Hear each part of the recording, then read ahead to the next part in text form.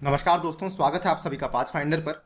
एक recent news सामने आ रही है जिसमें कि ये कहा जा रहा है चाइना तिब्बत के अंदर एक बहुत ही बड़ा यानी कि मेगा डैम बनाने वाला है, जिसको कि कई सारे observers mother of all dams भी बेसिकली डेजिग्नेट कर रहे हैं। आप यहाँ पे देख सकते हैं इस खबर में, high in the Himalayas China is planning to build the mother of all mega dams. तो सबसे पहले तो बात करेंगे कि बेसिकली चाइना के द्वारा अभी तक कई सारे जो डैम्स तिब्बत में बनाए गए हैं वो कहां कहां पर हैं। उसके बाद ये वाला जो डैम वो कहां पर बनाया जा रहा है। अल्टीमेटली बात करेंगे चाइना की वाटर बॉम्ब स्ट्रैटेजी के बारे में, या फिर इसको कभी कभार हाइड्रो वेपन स्ट्रैटेजी भी कहा जाता है। इसके बारे में बातचीत आपसे करी जाएगी। चलिए स्टार्ट करते हैं मेरे साथ। यदि आप लोग इस लेक्चर की पीडीएफ को डाउनलोड करना चाहते हैं तो यहाँ पर दिए गए टेलीग्राम चैनल से कर सकते हैं। ऑल्सो आप लोग मुझसे इंस्टाग्राम और ट्विटर पर जुड़ सकते हैं इस पर्टिकुलर हैंडल के माध्यम से।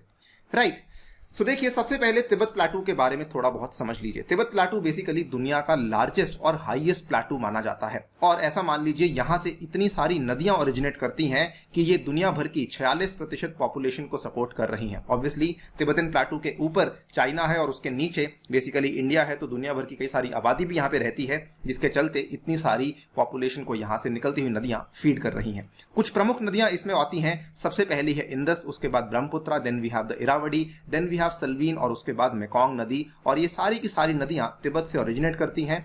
बट मोर इंपॉर्टेंटली ये सारी की सारी नदियां ट्रांस बाउंड्री रिवर्स हैं, यानी कि एक देश से होते हुए दूसरे देश के अंदर भी जाती हैं। और इन्हीं नदियों के ऊपर पिछले 5 से 7 दशकों के अंदर अंदर चाइना ने इन्हीं नदियों के ऊपर कम से कम 1000 डैम्स बना लिए हैं, और ये सारी की सारी नदियां तिब्बत प्लेटू से ही ओरिजिनेट करती हैं। आप यहाँ पे देख सकते हैं, ये है यारलंग सांगपो जो आगे जाके ब्रह्मपुत्र बन जाती है। यहाँ पे इंदस की नदी है, उसके बाद यहाँ पे आपकी यांगसी की नदी है, then we have the Irrawaddy, Salween and the Mekong.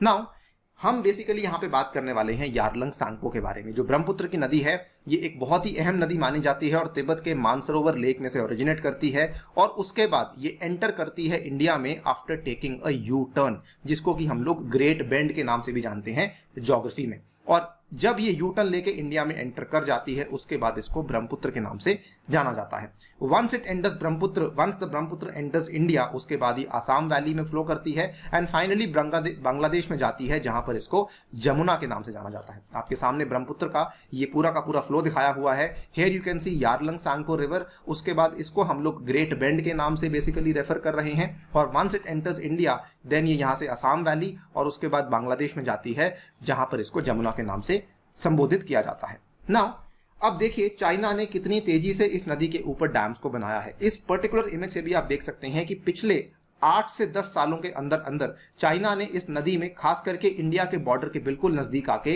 ये वाले 4 डैम्स को बनाया है, जिसमें कि पहला नाम है डागू, उसके बाद है Jiexu, then we have the Zangmu and finally we have the Jiacha dam. और इतना ही नहीं, चाइना ने आगे प्रपोज भी किया है, प्रस्ताव भी रखा है कि इसी पर्टिकुलर स्ट्रेच के ऊपर हम कम से कम 8 और डैम्स को बनाने वाले हैं। ना ये चिंता का विषय इसलिए बन जाता है बिकॉज सबसे पहली बात तो चाइना ने इन सारे के सारे डैम्स को यूनिलेटरली कंस्ट्रक्ट किया है। और यूनिलेटरली इसलिए इंपॉर्टेंट है बिकॉज ये वाली नदी एक ट्रांस बाउंड्री नदी है, यानी कि ब्रह्मपुत्र चाइना के अलावा इंडिया और बांग्लादेश में भी जाती है। अगर चाइना इन पर्टिकुलर डैम्स को यूनिलेटरली बनाता है तो ऑब्वियसली इंपैक्ट इंडिया और बांग्लादेश के ऊपर भी पड़ जाता है। ये चीज काफी कंसर्निंग चीज है lower riparian countries for India and Bangladesh. Now इसी बीच चाइना ने यह भी अनाउंस कर दिया है अपने 14th 5-year प्लान, पंचवर्षीय योजना में इन्होंने ये कह दिया है कि we are going to build the mother of all dams. और ये इन्होंने बोला है कि ये तिब्बत का जो मिडॉग काउंटी है वहां पे जाके इसको ये बनाया जाएगा। और इतना ही नहीं, जो चाइना का लार्जेस्ट डैम है थ्री गॉर्जेस डैम, जिसको कि काफी बड़ा डैम माना जाता है, ऐसा कहा जा रहा है कि जो नया डैम बनाया जाएगा वो थ्री गॉर्जेस डैम से भी 3 गुना ज्यादा इलेक्ट्रिसिटी का उत्पादन कर पाएगा। अब इसकी लोकेशन कहां पे होने वाली है? आप देखिए, इसकी लोकेशन होने वाली है ब्रह्मपुत्रा के ग्रेट बेंड के ऊपर। ये अपने आप में एक बहुत ही बड़ी बात है। यहां पर जो ब्रह्मपुत्रा का ग्रेट बेंड है, जिसको कि हम ये कह रहे हैं, जिसको कि हम लोग यू टर्न भी बोल रहे हैं, इस पर्टिकुलर बेंड के ऊपर इस पर्टिकुलर डैम को बनाए जाने की बातचीत चल रही है। It is a very very interesting thing और ऑब्वियसली काफी ज्यादा चैलेंजिंग भी होने वाला है। यहां पर भी आप देख सकते हैं किस तरीके से ब्रह्मपुत्रा का हमने यू टर्न आपको दिखाया है। चाइना के जो वैज्ञानिक है वो बेसिकली ये बोल रहे हैं कि दिस एरिया, खास करके ग्रेट बेंड वाला जो एरिया है, this is one of the greatest untapped resource for hydro power on the planet. और इसमें खास बात क्या है कि बेंड जब शुरू होता है उस टाइम पर तो जो ब्रह्मपुत्रा नदी की एलिवेशन है वो लगभग 4000 मीटर होती है, लेकिन जब बेंड यहाँ पे खत्म होता है उसके बाद यहाँ पर उसकी एलिवेशन सडनली अप्रोक्सीमेटली 2000 मीटर गिर जाती है। आप ये वाली फिगर में भी देख सकते हैं कि यहाँ पर 3000 मीटर्स होती है, यहाँ पर आप देख सकते हैं नदी जा रही है और उसके बाद ये जब बेंड कर जाती है इस तरफ आती है तो सडनली इसकी एलिवेशन में 800 मीटर का ही आपको केवल हाइट देखने को मिलता है, यानी कि अप्रोक्सीमेटली 2000 मीटर की आपको सडन ड्रॉप देखने को मिल रहा है एट द ग्रेट बेंड। और इसीलिए ये अपने आप में बनाना काफी मुश्किल होगा, काफी रिस्की होगा, लेकिन ये वैज्ञानिकों का मानना है कि इसी एरिया में सबसे ज्यादा अनटैप्ड हाइड्रो पावर रिसोर्सेज हैं on the planet earth. Now देखिए, यहां पर ऑब्वियसली रिस्की होने के साथ साथ इसके कई सारे नेगेटिव इंपैक्ट्स भी हो सकते हैं। पहले नेगेटिव इंपैक्ट की बात करें तो देखिए, जो ग्रेट बेंड है ना दोस्तों, ये असल में इंडो सैंगपो सूचर जोन के ऊपर लोकेटेड है। इंडो सैंगपो सूचर जोन आपने ज्योग्राफी में पढ़ा होगा कि ये एक बहुत ही सीज्मिकली एक्टिव रीजन है जहां पर दो इंपॉर्टेंट प्लेट्स, इंडियन प्लेट और यूरेशियन प्लेट, दोनों आकर मिलती हैं। क्योंकि ये दोनों प्लेट्स आके मिल रही हैं, इसीलिए यहां पर अर्थक्वेक्स के आने की संभावना, लैंडस्लाइड्स के आने की संभावना काफी ज्यादा बन जाती है। इनफैक्ट अगर आप यहाँ पे इस मैप को देखेंगे, इस मैप में जो भी आप ये लाल निशान देख पा रहे हैं, ये बेसिकली शो कर रहे हैं कि किन किन इलाकों में अर्थक्वेक्स पिछले 100 सालों में देखने को मिले हैं। और यहाँ पर ग्रेट बेंड के पास भी आप देख रहे हैं कि कितने सारे ये लाल निशान दिखा रहे हैं कि yes, this place is very very vulnerable, very very prone to earthquakes and landslides as well. इसीलिए ये वाला जो कंस्ट्रक्शन चाइना करने वाला है थोड़ा सा चिंता का विषय बन जाता है। इसके अलावा अगर आप देखें चाइना की जो ब्रॉडर स्ट्रैटेजी है, इसमें ब्रॉडर स्ट्रैटेजी में पहली बात तो ये आती है कि चाइना किस तरीके से पानी को एक तरीके से हथियार की तरह इस्तेमाल करने की कोशिश कर रहा है, एंड ऑब्वियसली इसके जो इकोलॉजिकल इंपैक्ट्स हैं वो भी काफी ज्यादा खराब देखने को मिल रहे हैं। सबसे पहले बात कर लेते हैं चाइना की वाटर बॉम्ब स्ट्रैटेजी के बारे में। देखिए दोस्तों, चाइना बेसिकली हुआ क्या था कि जब डोकलाम का स्टैंड ऑफ हुआ था इंडिया और चाइना के बीच में, 2017 की बात है, उसके बाद चाइना ने अपनी मंशा को साफ साफ क्लियर कर दिया था कि हम पानी को भी एक हथियार की तरह इस्तेमाल कर सकते हैं। उस टाइम पे चाइना ने ओपनली बोल दिया था कि हम ब्रह्मपुत्रा नदी का जो हाइड्रोलॉजिकल डेटा है वो इंडिया के साथ शेयर नहीं करेंगे।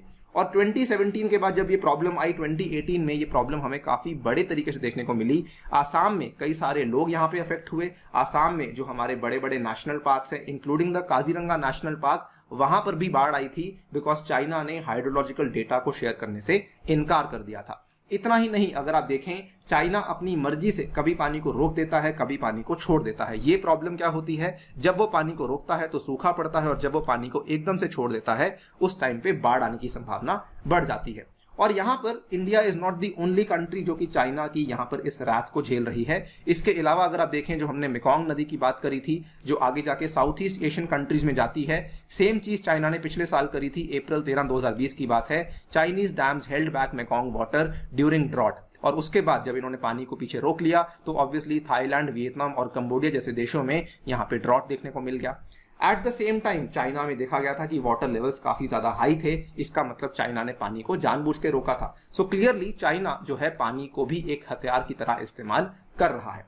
दूसरी प्रॉब्लम क्या आती है, इकोलॉजिकल इंपैक्ट की। देखिए, जितनी तेजी से यहाँ पे डैम्स को बनाया जा रहा है तो ये स्वाभाविक है कि वहां पर कंस्ट्रक्शन एक्टिविटीज बहुत तेजी से हो रही होंगी ना। जितनी तेजी से ये एक्टिविटीज हो रही हैं, जो प्लेटू का इलाका है वो काफी तेजी से गर्म हो रहा है, और इसी के चलते यहाँ पर जो आपकी ग्लोबल वार्मिंग का प्रॉब्लम है वो भी काफी ज्यादा बढ़ रहा है। जो वहां पे ग्लेशियर्स हैं वो भी काफी तेजी से रिसीड कर रहे हैं, और जो वहां की परमाफ्रॉस्ट है वो भी काफी तेजी से वहां पर पिघल रही है। और तो और आज से लगभग 4 साल पहले की ये खबर आपके सामने हम पेश कर रहे हैं।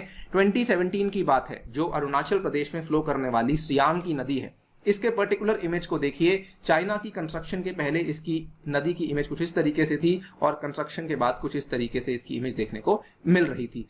किस तरीके से चाइना कंस्ट्रक्शन करने के बाद जो भी वहां पे डेब्री इकट्ठा हो रहा है उसको डायरेक्टली नदी के अंदर ही बेसिकली डिस्पोज ऑफ किया जा रहा है। सो एक तरफ तो चाइना इसको एज अ हथियार यूज कर रहा है, और दूसरी तरफ चाइना इतनी तेजी से डैम कंस्ट्रक्शन करते हुए आसपास के वातावरण का भी ख्याल नहीं रख रहा। आप यहाँ पे देख सकते हैं ब्लैकनिंग ऑफ सियांग रिवर, ये काफी बड़ी खबर थी जब ये देखने को मिली थी। और Siang river is the constituent river of the Brahmaputra river, और ये भी कम से कम 1600 किलोमीटर तक तिब्बत में ही फ्लो करती है, उसके बाद अरुणाचल प्रदेश में एंट्री ले लेती है। सो ऑब्वियसली चाइना की ये स्ट्रैटेजी काफी ज्यादा गलत है और काफी ज्यादा चिंताजनक है। यहां पर कई सारे ओपिनियन सामने आए हैं। एक पॉपुलर ओपिनियन जो सामने आया वो ये आया है कि इंडिया को बाकी देशों के साथ मिलकर के चाइना के खिलाफ अंतरराष्ट्रीय मंच पे आवाज उठानी चाहिए और एक समझौता साइन होना चाहिए कि भाई जो भी डेटा है वो नीचे वाली कंट्रीज के साथ भी शेयर किया जाएगा। आप क्या सोचते हैं? अपनी राय हमें कमेंट सेक्शन में दे सकते हैं। फिलहाल के लिए वीडियो में जाने से पहले आपको बताना चाहूंगा, इंडियन ज्योग्राफी का कोर्स शुरू हो चुका है 2 जून को। अभी भी आप लोग ज्वाइन कर सकते हैं यूजिंग माय कोड ANIUPSC। और इसमें अगर आप लोग ज्वाइन करते हैं तो अनअकैडमी के द्वारा आपको टॉप एजुकेटर्स यहाँ पे मिलेंगे, दिल्ली की टॉप फैकल्टी आपको यहाँ मिलेगी एंड साथ ही में कई सारे ex IAS IPS ऑफिसर्स आपको यहाँ पे आपकी जर्नी में साथ रहने वाले हैं। कोर्स के कॉस्ट की बात करें तो कोर्स का कॉस्ट आता है 49,500 रुपीज, जिसमें अगर आप लोग मेरा कोड यूज करते हैं तो you can get a straight away 10% discount. और ये आपको जो खर्चा आएगा this is nothing but only 120 rupees per day. और मैं समझता हूं अपने यूपीएससी के सपने की तरफ बढ़ने के लिए 120 रुपए प्रतिदिन देना बहुत ही वाजिब है, बहुत ही जस्टिफाइड है। इसमें कई सारे ऑफर्स भी चल रहे हैं। अगर आप लोग ऑप्शनल को कंबाइन करते हैं तो 25% डिस्काउंट आपको और मिल जाएगा एंड इसमें भी 10% डिस्काउंट आपको मिल जाएगा if you use my code ANIUPSC। Apart from that Unacademy is also running the civil services championship offer जो कि 13 जून को होने वाला है। ये एक फ्री टेस्ट है। अगर आप लोग इसमें टॉप रैंक लेकर आते हैं तो आपको यहाँ पे बेस्ट गाइडेंस मिलेगी from the UPSC mentors and combat भी चल रहा है जो कि संडे को होने वाला है। और इसमें भी अगर आप लोग टॉप रैंक लेकर आते हैं तो अनअकैडमी सब्सक्रिप्शन के ऊपर ऑफर्स ले सकते हैं। On that note I take your leave. Thank you for listening. Stay tuned and stay safe.